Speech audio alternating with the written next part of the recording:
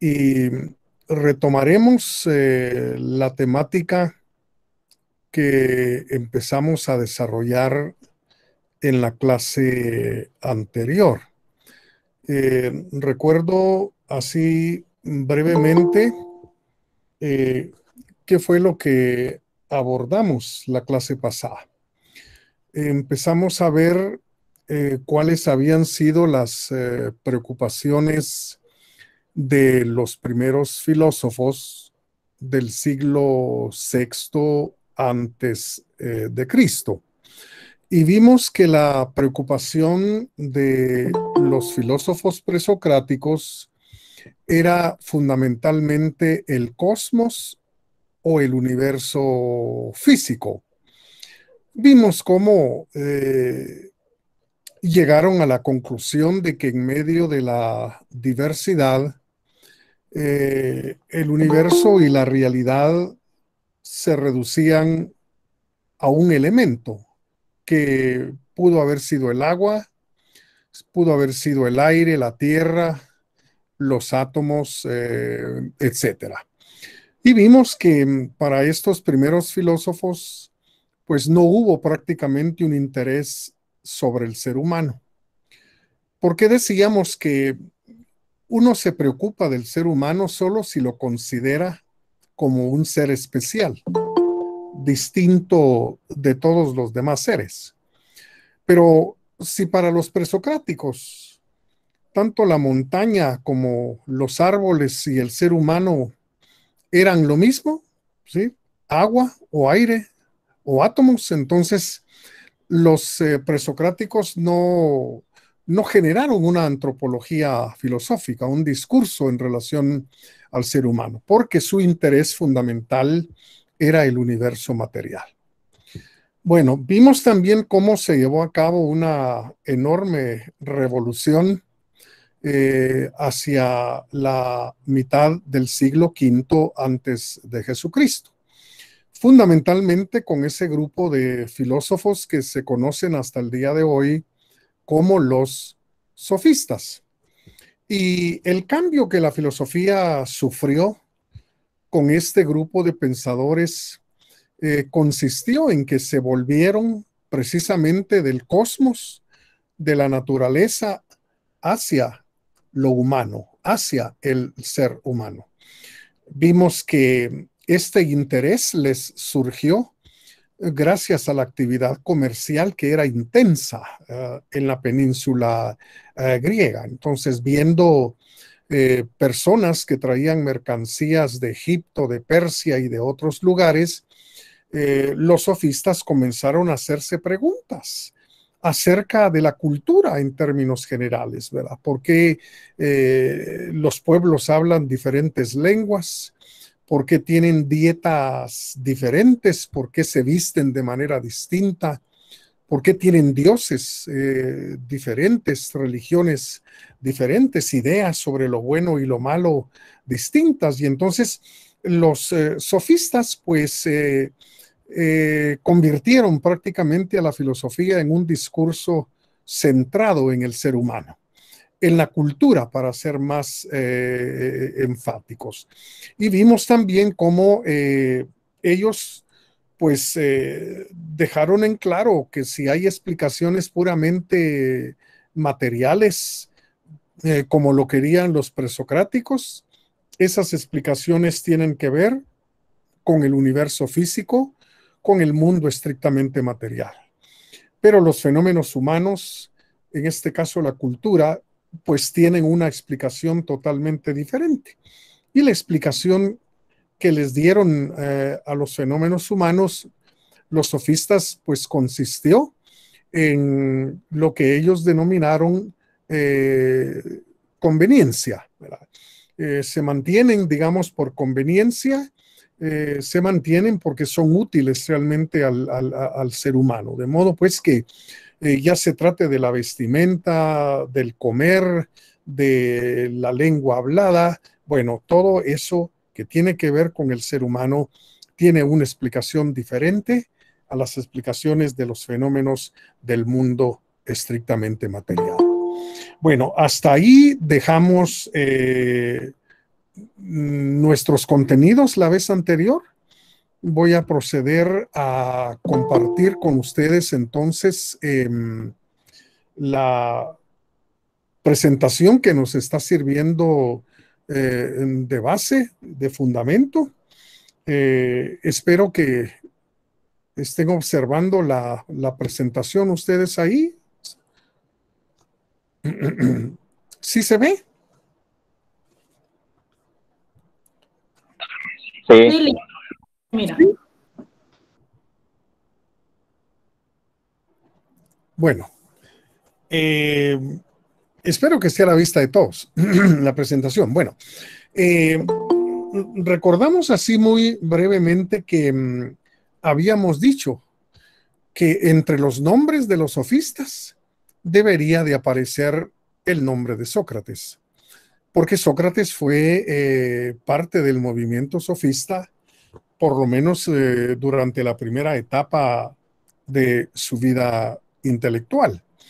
Entonces, a pesar, digamos, de que Sócrates abandonó el movimiento sofista, recordamos por haber descubierto ese principio que lo hizo famoso de yo solo sé que no sé nada. Ese principio condujo realmente a Sócrates a abandonar a sus amigos, los sofistas, porque no sabiendo nada, lo que Sócrates quería era encontrar el saber, buscar el saber. Entonces dejó de considerarse un sabio para convertirse en un buscador de la sabiduría, buscador del conocimiento. Y entonces Sócrates, sin embargo, no abandonó el principio fundamental que había aprendido definitivamente con sus amigos los sofistas, en el sentido de mantener separado la naturaleza de lo auténtica y genuinamente humano. Es decir, que Sócrates mantuvo esa división de la realidad, mantuvo ese dualismo del mundo, teniendo por un lado la naturaleza, el universo físico, y por otro lado el universo de lo humano, y mantuvo entonces esas dos esferas, o sea, mantuvo el mundo dividido en esas dos importantes esferas. De tal manera que con esta visión que había heredado del movimiento sofista, una visión dual del universo, Sócrates hizo realmente que todo su filosofar, que toda su filosofía girara precisamente alrededor del ser humano. Se convirtió entonces, a partir de los sofistas y de Sócrates, la filosofía en un discurso verdaderamente humanístico, centralizado en lo humano. Ahora, si algo le interesó a Sócrates fue precisamente el fenómeno de la acción humana. Le interesó mucho tratar de comprender y entender el actuar de los seres humanos. Definitivamente, Sócrates ha de haber llegado a la conclusión, y de hecho llegó a la conclusión, de que el actuar de los hombres, el actuar de los seres humanos, es un proceder muy diferente de el movimiento que puede existir en los demás componentes del mundo. Los cuerpos físicos, como un ladrillo, una piedra, un astro como la luna o el sol, pues por supuesto que se mueven. Sin embargo, una cosa es el movimiento y otra cosa muy diferente, llegó a concluir Sócrates, la acción humana. Nosotros no simplemente experimentamos movimiento, por supuesto que hay movimientos en nosotros, algunos de ellos son completamente inconscientes y no están bajo nuestro control, ¿verdad? Como el pestañeo o el movimiento del corazón o de nuestros pulmones. Bueno, de que hay movimiento en nuestro cuerpo, que prácticamente es una máquina, no se puede dudar. Pero la acción es un fenómeno rotundamente diferente. Y entonces Sócrates llegó a una primera conclusión respecto a la acción humana. Y es que no basta un conocimiento biológico, es decir, del organismo humano. No basta tampoco un conocimiento fisiológico, es decir, de cómo realmente se genera el movimiento o los movimientos en nuestro cuerpo, ¿verdad? No es suficiente para entender por qué actuamos como lo hacemos, ¿verdad? Debe haber definitivamente una explicación a la acción humana, debe haber una razón de ser para que el hombre, para que los seres humanos actuemos como lo hacemos o incluso dejemos de actuar. Y entonces, la idea fundamental de Sócrates respecto a la acción humana la encontramos descrita de una forma literaria, incluso hermosa, en ese diálogo de Platón que lleva como título La Apología de Sócrates. Es ahí donde Sócrates deja asentado eh, su manera realmente, deja sentada su manera de entender y de explicar el porqué de la acción humana. Bueno, la apología de Sócrates es un diálogo de Platón en el que se narran los últimos minutos de la vida de Sócrates. Recordemos un poquito, creo que todos hemos escuchado algo al respecto. Recordemos un poquito lo sucedido con Sócrates. Las autoridades atenienses capturaron a Sócrates y lo sometieron a un juicio acusado de corromper a la juventud y de tratar de desviar a la juventud de la religión griega. Por supuesto, todo eso no tenía mayor justificación, pero fue suficiente para que le iniciaran un juicio que terminó en la condena a muerte del filósofo, ¿verdad? Y fue condenado a morir por un medio que provoca una de las peores muertes que un ser humano puede experimentar, como es el envenenamiento, ¿verdad? Fue condenado Sócrates a morir envenenado. El veneno se llamaba cicuta.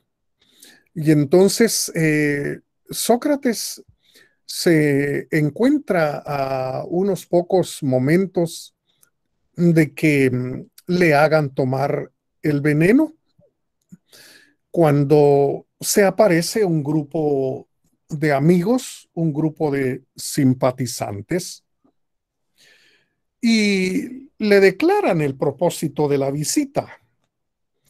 Lo están visitando porque desean sacarlo de la cárcel, desean liberarlo de la pócima mortal, del veneno mortal, ¿verdad?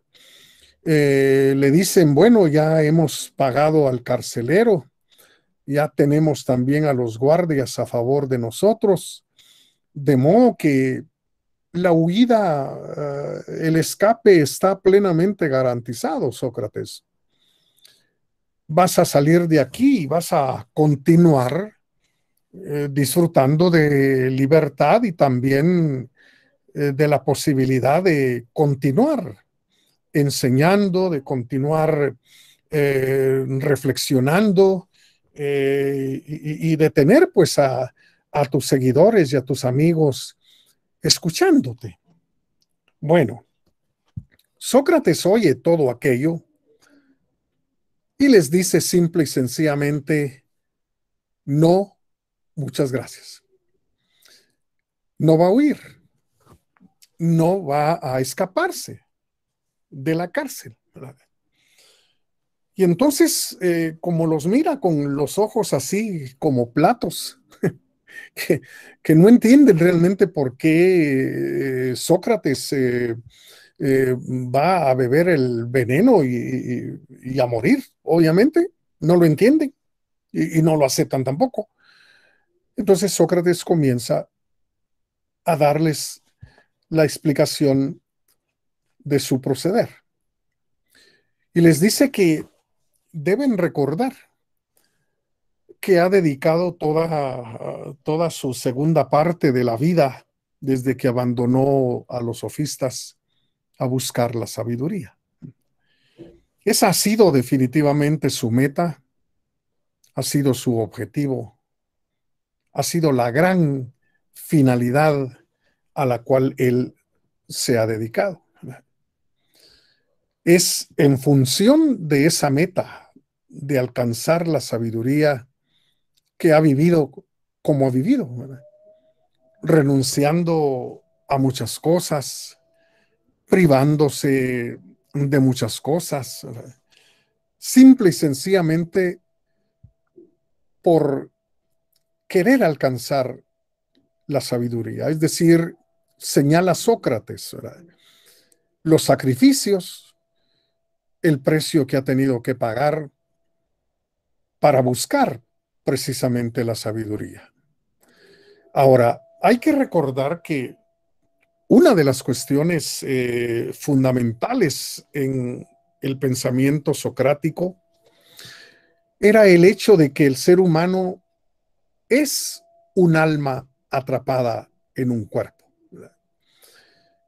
El alma tenía, según Sócrates, pues una vida eterna. Es decir, de hecho, el alma había existido mucho antes del cuerpo, ¿verdad?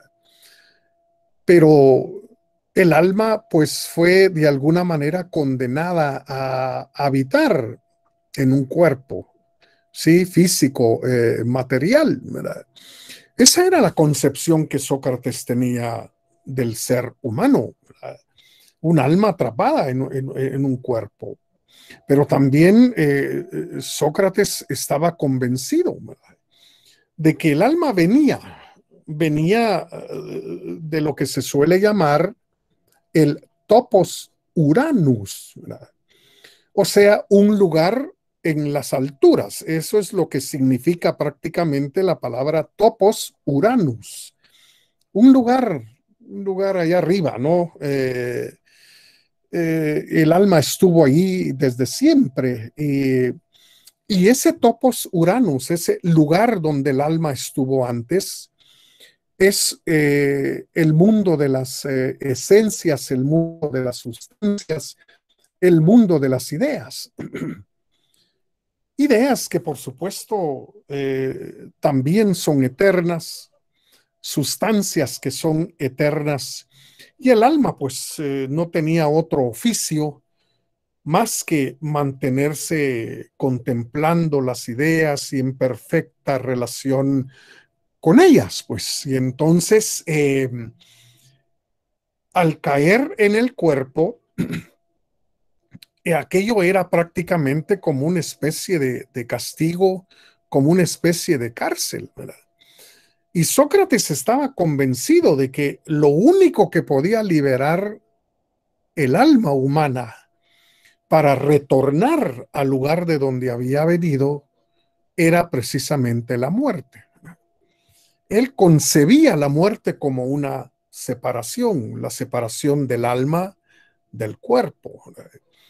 Entonces, Sócrates, con esas ideas en mente, rechaza definitivamente la liberación que sus amigos le están dando, ¿verdad? Y les da a entender que él está a un paso de lograr su meta, ¿verdad? Al beber el veneno y morir su cuerpo, ¿verdad? Su alma regresaría al lugar de donde vino a continuar contemplando las ideas. Es decir, ese lugar de donde el alma vino y a donde el alma va a regresar es el mundo de la sabiduría. Entonces, esa había sido la meta de él, por eso había trabajado, digamos, se había esforzado, se había sacrificado, y entonces no es posible que a última instancia, digamos, ahora que está por alcanzar el objetivo más importante de su vida, pues salga corriendo.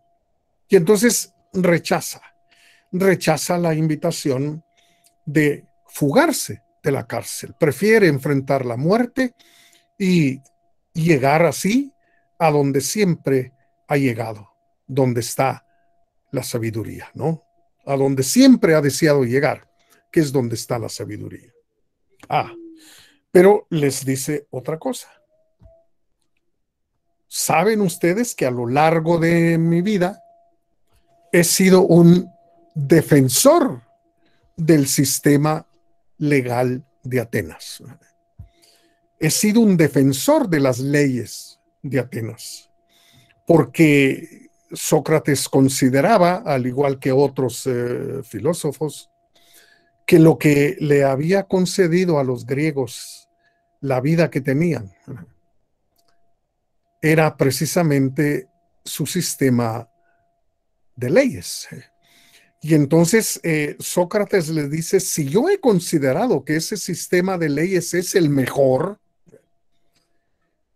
fugarme significaría algo así como denunciar ese sistema legal como malo, como algo que no sirve, cuando en realidad no es así.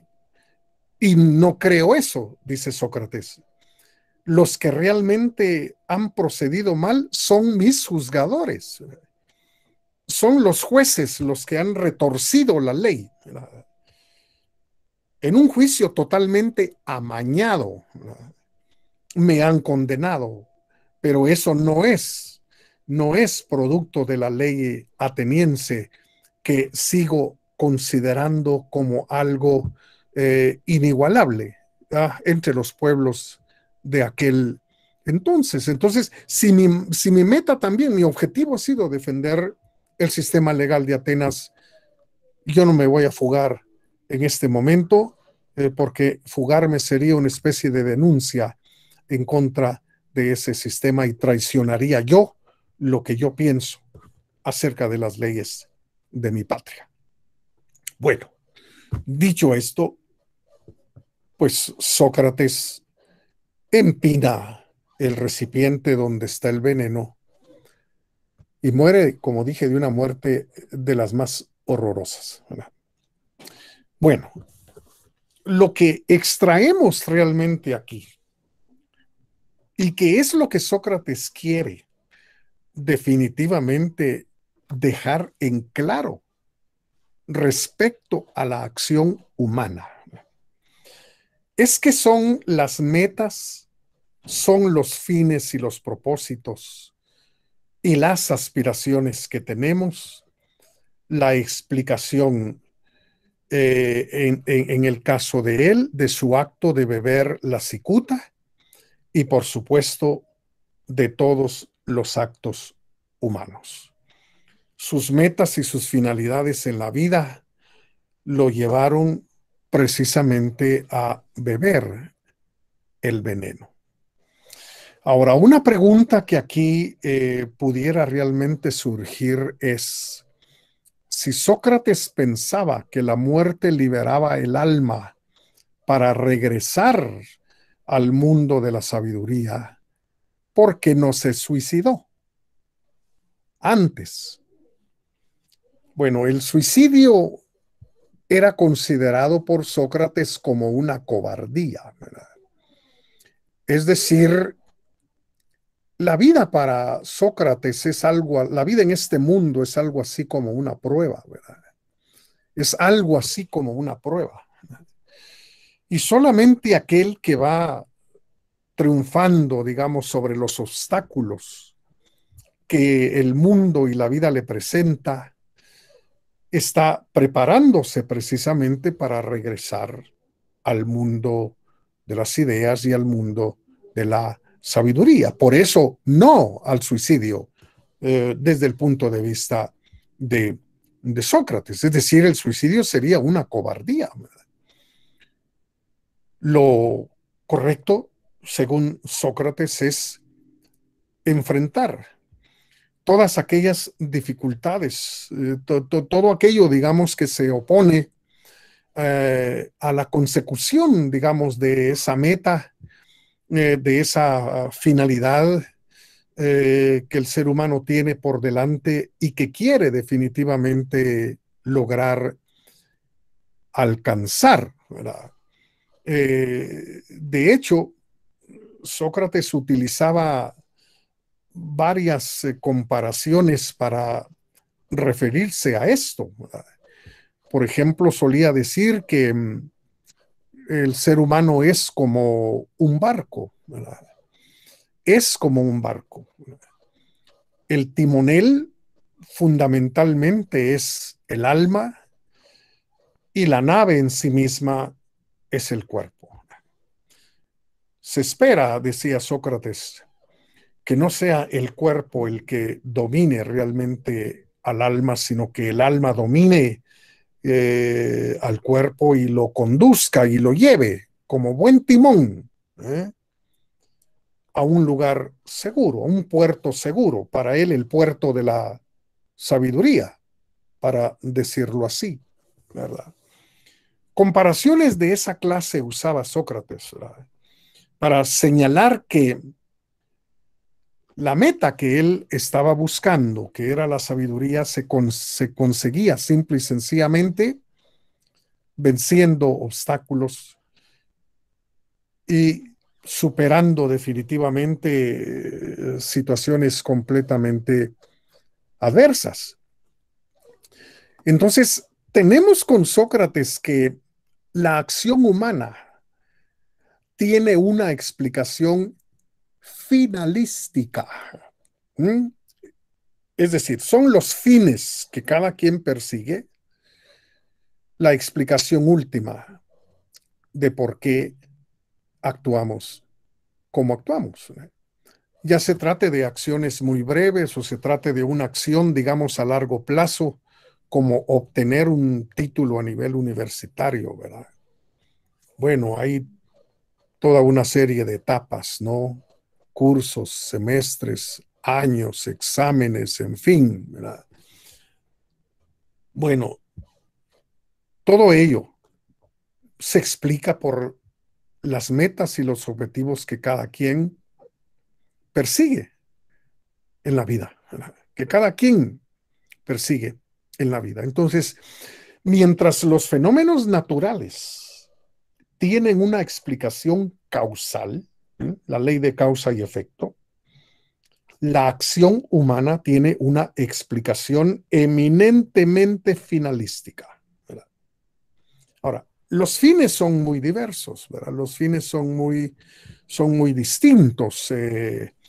Hay quien pues quiere una carrera universitaria, un título a nivel superior, pues otro quiere construir una casa, otro quiere comprarse un carro, otro quiere fundar una familia, hay quien quiere viajar. Bueno, los fines son a cuales más diversos, de acuerdo realmente a cada quien, porque podríamos decir que los fines Los fines son valores, es decir, es algo valioso que cada quien quiere alcanzar y lograr. Entonces, para el que quiere la casa, lo valioso es eso, una casa.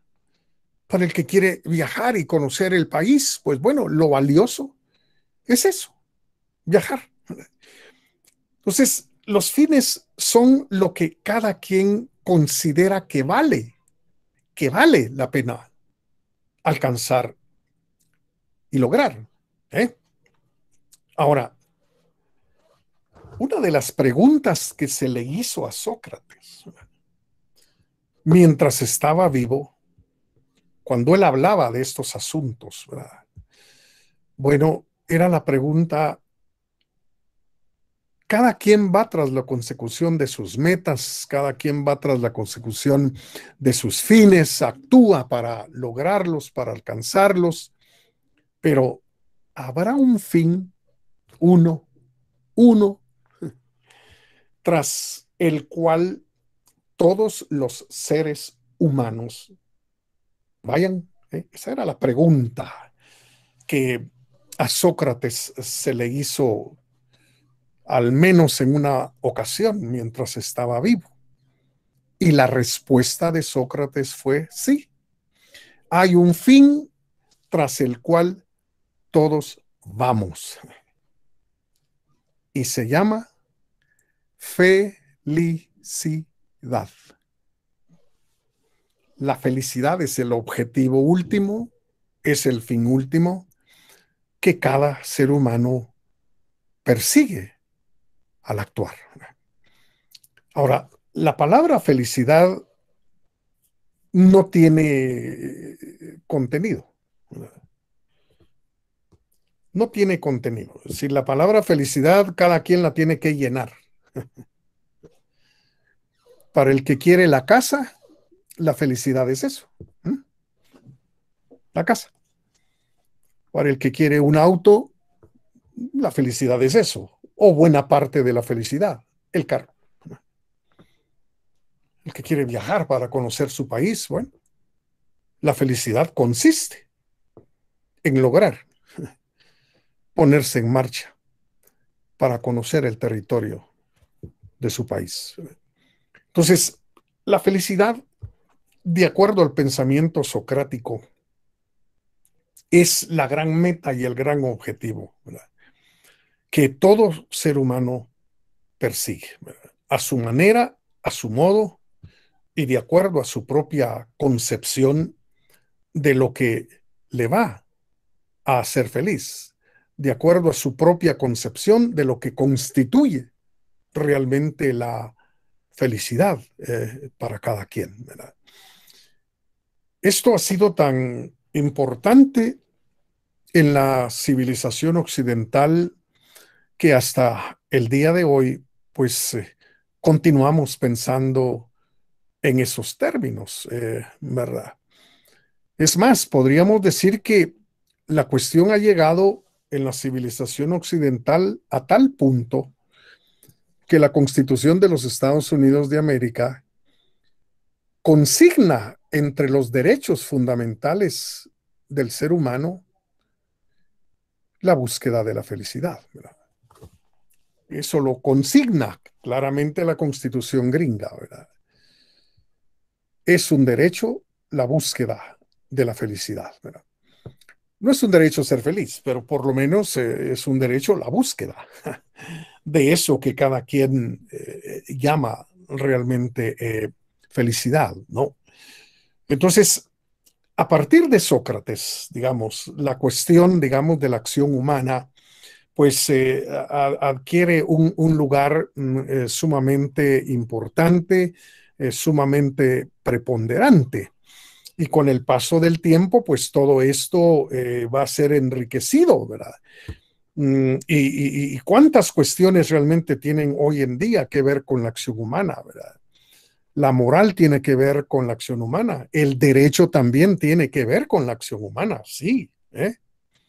Entonces creo que es un tema que a ustedes como estudiosos del derecho, pues debe interesarles y debe llamarles la atención, ¿verdad? De hecho, ustedes recuerdan que la cuestión de los fines es realmente importante, ¿verdad? En el derecho penal, sobre todo para diferenciar el homicidio del asesinato, ¿verdad? Es decir, esa realmente es una cuestión importante aquí, es decir, hay que descubrir el fin, es decir, qué se proponía realmente, si es que había un proponerse, digamos, de parte de quien llevó a cabo la muerte, digamos, de alguien. Es decir, lo que quiero dejar en claro, pues, es que la cuestión de la acción humana vino a convertirse, digamos, en un tema sumamente importante en el contexto, digamos, no solo de la filosofía, sino en el contexto de otras disciplinas, ¿verdad? Por no mencionar también la historia, la economía, en fin, la psicología, en fin, tantas disciplinas que tienen que ver precisamente con el fenómeno de la acción humana.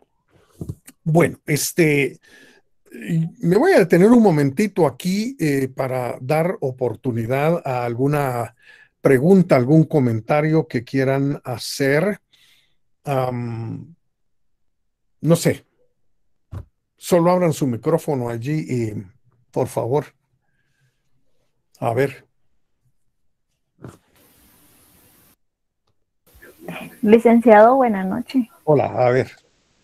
Yo estaba leyendo acá un poco acerca de la felicidad según Sócrates y hay un texto muy bonito donde dice que la felicidad no se logra de los placeres sensibles y fugaces, sino se logra de aquella felicidad serena y estable que proviene de la contemplación y la verdad. Ajá, muy bien. Eso significa que Sócrates, en la búsqueda, digamos, de lo que para él era la felicidad, que era la sabiduría, mantener todos los deseos y las exigencias del cuerpo era realmente importante, ¿verdad?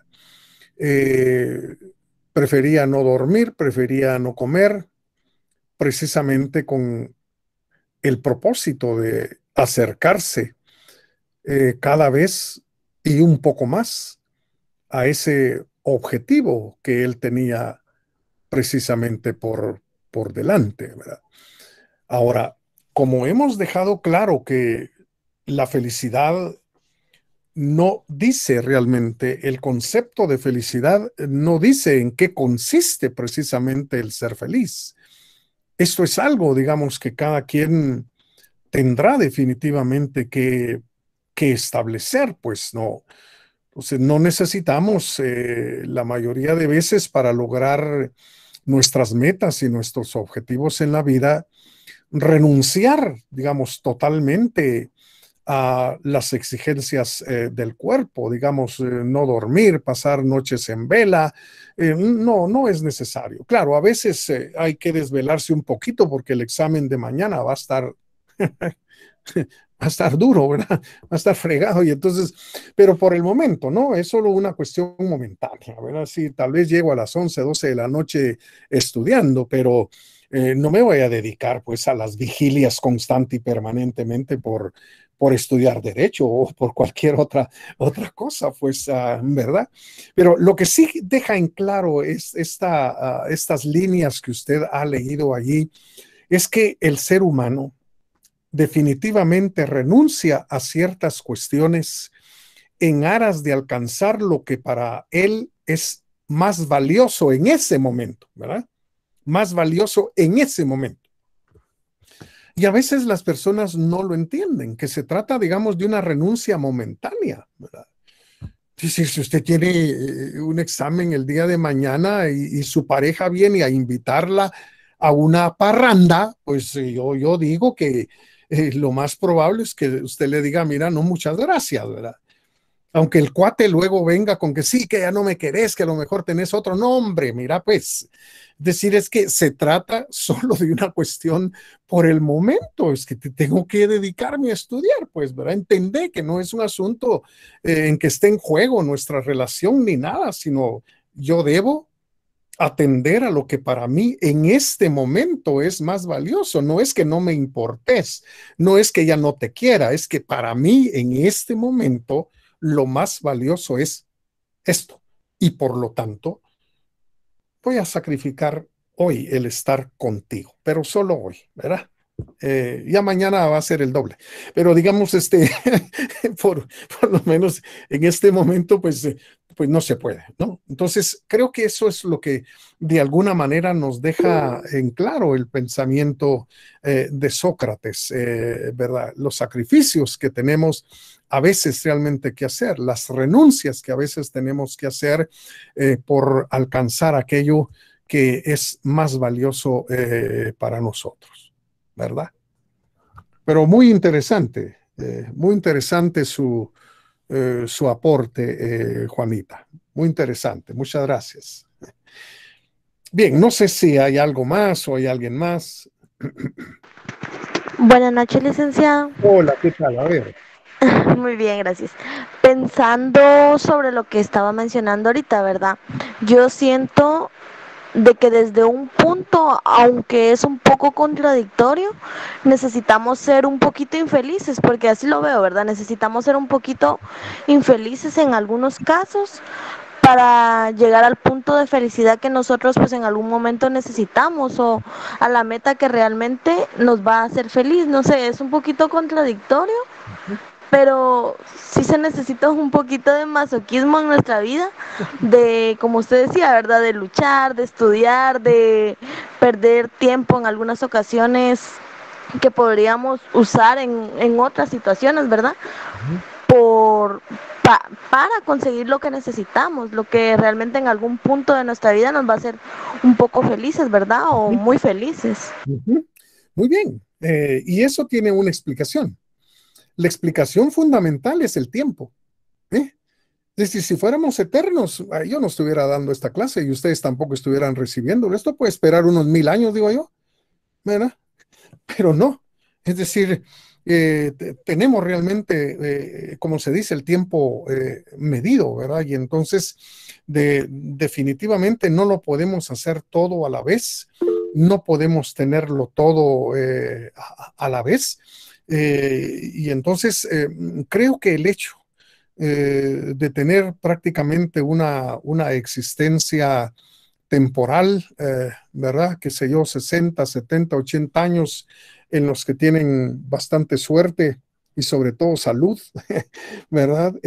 Creo que es lo que a veces nos conduce pues a soportar en algún momento algo desagradable, ¿verdad? Algún dolor con el propósito de a veces prevenir males mayores o de alcanzar lo que creemos que es más satisfactorio, ¿no? Las vacunas, las inyecciones, creo que son un claro ejemplo, ¿verdad? Es decir, hay mucha gente a la que no bueno, yo creo que a nadie le agrada las vacunas, pero hay quienes están más dispuestos a soportar el pinchazo que otros, ¿verdad? Sin embargo, se tiene que hacer. Aguantar un poquito, digamos, de dolor, de molestia, con el propósito de no sufrir cosas peores en el futuro, ¿verdad? O de alcanzar y de lograr aquello que creemos nosotros que va a ser mucho más satisfactorio que lo que tenemos hoy en día, ¿verdad? Pero esto también me recuerda una cosa, que la felicidad y la dicha de los seres humanos jamás es absoluta, nunca es total, ¿verdad? Eh, Alguien decía, no digas que un hombre fue feliz hasta que se muera. Pero digamos, mientras tanto la cosa parece no parar, ¿verdad? Es decir, porque yo no estoy contento así como estoy ahorita. Entonces, yo quiero lograr esto porque pienso que voy a estar más feliz y satisfecho si logro esto. Pero cuando logre aquello, yo voy a poner mi mirada en otro estado. Y entonces voy a pensar, bueno, tampoco estoy plenamente satisfecho así, aunque ya lo logré, ya lo alcancé. Yo quiero alcanzar otra cosa que creo que me va a dar mayor felicidad. Es decir, esto es un proceso, digamos, constante que hasta cierto punto se relaciona con la vida misma, ¿verdad? Mientras vivimos y hay fuerzas y hay entusiasmo y en fin, etcétera, pues siempre veremos pastos más verdes más allá, ¿verdad? Como se dice común y corrientemente. Entonces, sí, estamos dispuestos a aceptar un poco de dolor, un poco de sacrificio, ¿verdad? Sí, algo masoquistas, como decía usted, con el propósito de avanzar un poquito hacia metas y objetivos que consideramos más valiosos. Excelente.